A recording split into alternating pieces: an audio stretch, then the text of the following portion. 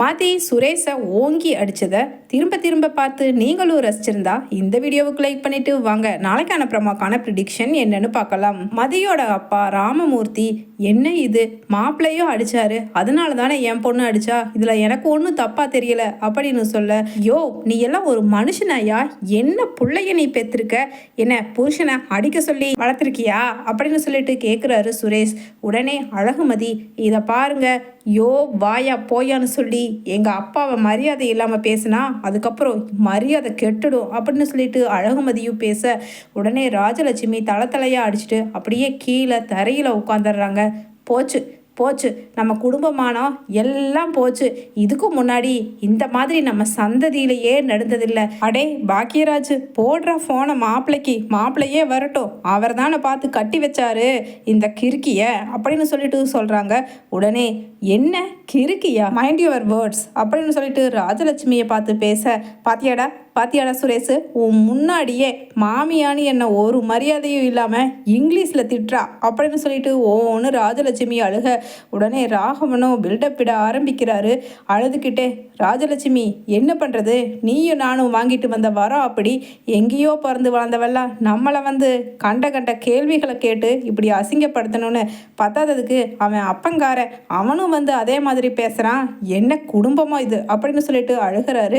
உடனே பாக்யராஜ், அப்பா அழுகாதீங்கப்பா, அம்மா முதல்ல மேலே எழுந்துருங்கம்மா, ஏம்மா இப்படி கீழே உட்காந்து எல்லாத்தையும் கஷ்டப்படுத்துறீங்க அப்படின்னு சொல்ல, உடனே டேய் நீ முதல்ல மாப்பிள்ளைக்கு ஃபோனை போடுடா அப்படின்னு சொல்லிட்டு ராஜலட்சுமி உட்காந்துட்டே இருக்காங்க. கீழே போடுறேன் அப்படின்னு, மலரு ஃபோனை எடுத்துட்டு வா மலரு அப்படின்னு பாக்யராஜ் சொல்ல, எடுத்துட்டு வரேங்க அப்படின்னு சொல்ல, உடனே யாரு தான் வந்தால் எங்களுக்கு என்ன பயம், உங்கள் பையன் அடித்தது தப்பு தானே அப்படின்னு சொல்லிட்டு அங்கே மதி பேச, அம்மா தாயே உங்ககிட்ட நாங்கள் பேசவே இல்லைம்மா, எல்லா தப்பும் நாங்கள் தான் பண்ணுறோம், நீ மட்டும் நியாயம் நேர்மை நீதின்னு நீதி தேவதையாகவே இருக்கிற மாதிரி பேசிக்கிட்டு இருக்க அப்படின்னு சொல்லிட்டு அங்கே சுரேஷ் பேச, அதுக்குள்ளே பாக்யராஜ் கிட்ட மலர் ஃபோனை எடுத்துகிட்டு கொடுக்குறாங்க.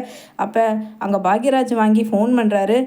ரேவதி, மாப்பிள்ளை இருந்தால் பக்கத்தில் கொஞ்சம் கொடுமா அப்படின்னு சொல்ல, உடனே ஏண்ணே இருக்காரு கொடுக்குறேன் அப்படின்னு சொல்ல, நான் பாக்யராஜ் பேசுகிறேன், நான் உங்கள் ஃபோனுக்கு பண்ணனா நீங்கள் எடுக்க மாட்டீங்கன்னு தெரியும், அதனால தான் ரேவதி கிட்ட சொல்லி உங்ககிட்ட விஷயத்த அம்மா சொல்ல சொன்னாங்க அப்படின்னு சொல்லிட்டு பாக்யராஜு சொல்ல, உடனே தங்கராஜு, என்ன பிரச்சனை அப்படின்னு சொல்லிட்டு கேட்குறாரு.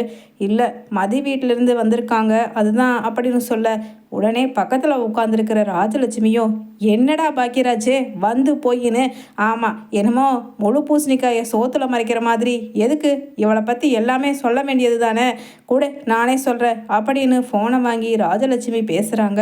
மாப்பிள்ளை இன்னைக்கு சுரேஷையே இப்போ ஓங்கி அடிச்சிட்டான் மாப்பிள்ளை, அவனை அடித்ததும் இல்லாமல் கண்ட வார்த்தையில் இங்கிலீஷில் என்ன திட்டுறா, உங்கள் மாமாவை திட்டுறா மாப்பிள்ளை, சீக்கிரமாக வாங்க மாப்பிள்ளை அப்படின்னு சொல்லிட்டு ராஜலட்சுமி அழுகிறாங்க. உடனே என்னது சுரேஷை மதி அடிச்சிட்டாளா அப்படின்னு கேட்குறாரு அங்கே தங்கராஜ். உடனே அங்கே ரேவதியோ, ஆமாம் அவன் இங்கேயே அடி வாங்கியிருக்க வேண்டியவன், எப்படியோ தப்பிச்சு போய் கட்டலில் பட்டு ஏதோ கௌரவத்தை கொஞ்சம் காப்பாற்றிக்கிட்டு இருந்தான், இன்னைக்கு அங்கே போய் நல்லா நடுவீட்டில் எல்லார் முன்னாடியும் அடி வாங்கினானா அப்படின்னு ரேவதியும் சொல்ல, உடனே தங்கராஜ் சொல்கிறாரு, என்னடி என்ன உன் தம்பி பொண்டாட்டி அடிச்சிட்டான்னு சொல்லி உனக்கு கொஞ்சம் கூட கவலை இல்லாமல் பேசுகிற அப்படின்னு தன்னோட ஸ்லாங்லேயே பேசுகிறாரு தங்கராஜ். ஆமாம் அவன் கரெக்டாக நடந்திருந்தா மதியும் கரெக்டாக தான் நடந்திருப்பா அப்படின்னு சொல்லிட்டு அங்கே பேச, சரி நான் இப்போவே போகணும், நீ கிளம்பி வா அப்படின்னு ரேவதி கிட்ட சொல்ல, ரெண்டு பேருமே கிளம்பி அங்கே போகிறாங்க. அங்கே பாக்யராஜ் சுரேஷ் வீட்டுக்கு உள்ளே போகும் பொழுதே அங்கே நிற்கிறாரு ராமமூர்த்தி. சார் வணக்கம் அப்படின்னு சொல்லிட்டு ராமமூர்த்தி வணக்கம் சொல்ல, என்னையா வணக்கம் வேண்டி கிடக்கு, உன் பொண்ணு என்னதான் மனசில் நினச்சிக்கிட்டு இருக்கான், என் மாப்பிள்ளை மேலே கை வச்சிருக்கா அப்படின்னு தங்கராஜ் கேட்க, உடனே ராஜலட்சுமியோ, மாப்பிள்ளை இவகிட்ட ஒன்றும் நீங்கள் இவளை மாற்றவே முடியாது, பேசி எந்த பிரயோஜனமும் இல்லை, ஏன்னா இவன் அப்பங்காரனே, என் பிள்ளைய நீ அடித்ததால தானே என் பிள்ளை உன்னை அடிச்சிச்சு அப்படின்னு சொல்கிறானே அப்படின்னு சொல்ல, இதை பாருங்க அப்படின்னு சொல்லிட்டு அங்கே கையை ஓங்கிக்கிட்டு ராஜலட்சுமியை பார்க்க போகிறாங்க பக்கத்தில்.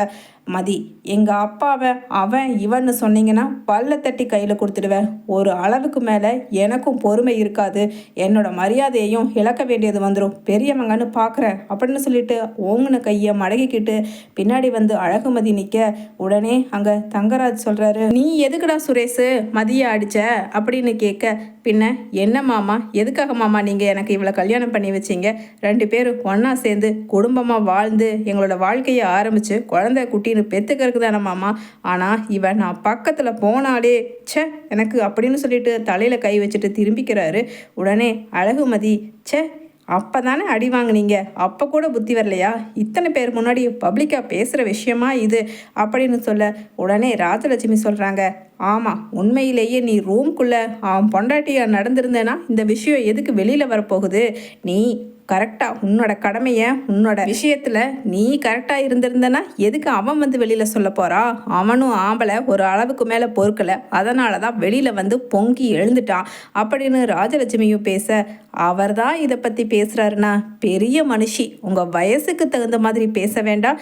இத்தனை பேர் முன்னாடியும் ஒரு மகனையும் மருமகளையும் இப்படித்தான் ஹாலில் வச்சு பேசுவீங்களா அப்படின்னு சொல்லிட்டு அழகுமதி ராஜலட்சுமியை பேச, பாக்யராஜ் சொல்கிறாரு மலர்கிட்ட, மலரு போய் கொஞ்சம் அங்கே மதியை அமைதிப்படுத்து, என்னென்னமோ பெரிய பெரிய பிரச்சனையாக மாறிக்கிட்டு இருக்கு, சின்ன விஷயந்தான் இது அப்படின்னு சொல்ல, உடனே மலரோ, ஐயோ எனக்கு இவகிட்ட பேசுறதுக்கே பயமாக இருக்குங்க. ஏன்னா மதி அவளோட கேரக்டரே அப்படித்தான், அவள் கரெக்டாக இருப்பா, கரெக்டாக பேசுவா. அவளுக்கு யாராவது பிடிக்காமல் செஞ்சாவோ இல்லை பிடிக்காத விஷயத்த திணிச்சாவோ நிச்சயமாக அவள் எதிர்த்து பேசுவா. இதில் நம்ம என்னங்க பேசுறதுக்கு இருக்குது அப்படின்னு சொல்லிட்டு மலரும் பயந்து ஒதுங்கிக்கிறாங்க.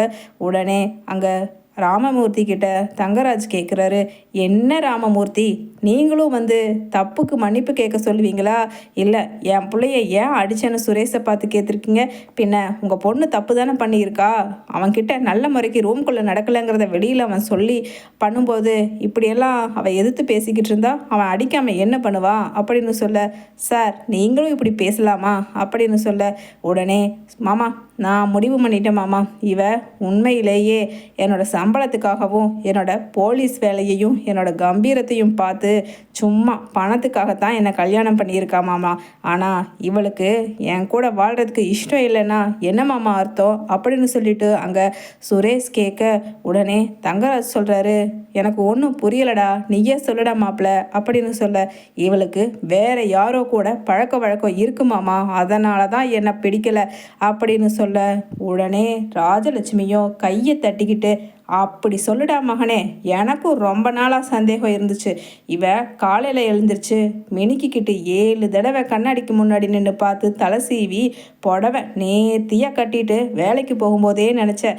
இருந்தாலும் சாரி, நீங்கள் 2 பேரும் புருஷன் பொண்டாட்டி சந்தோஷமாக தானே இருக்கீங்க, அதனால் இவன் மேலே எந்த தப்பும் இருக்காதுன்னு தாண்டா நான் நினச்சேன். ஆனால் கடைசியில் தானே தெரியுது இப்படி உனக்கே அல்வா கொடுத்துருக்கா இவனு அப்படின்னு சொல்ல, உடனே ராகவனும், ஆமாம் ராஜலட்சுமி, ஆமாம், காலங்காத்தால அந்த பேண்ட் பனியனை போட்டுட்டு வாக்கிங் போகிறேன் ஜாக்கிங் போகிறேன்னு போனப்பவே எனக்கு சந்தேகம் இருந்துச்சு, எங்கேயாவது அப்படியே ஓடிடுவாளோன்னு அப்படின்னு எல்லாம் மதியை பற்றி தப்பு தப்பாக பேச, உடனே மதி சொல்லிடுறாங்க, போதும் நிப்பாட்டுங்க, இதுக்கும் மேலே என்னையும் என் குடும்பத்தையும் உங்களால் அசிங்கப்படுத்த முடியாது, என்னால் இந்த குடும்பத்தில் வாழ முடியாது அப்படின்னு சொல்லிட்டு பேக்கை எடுத்துகிட்டு வெளியில் கிளம்புறாங்க அழகுமதி. உடனே அங்கே சுரேஷ் போய் தொலைடி அப்படின்னு சொல்லிட்டு நிற்கிறாரு.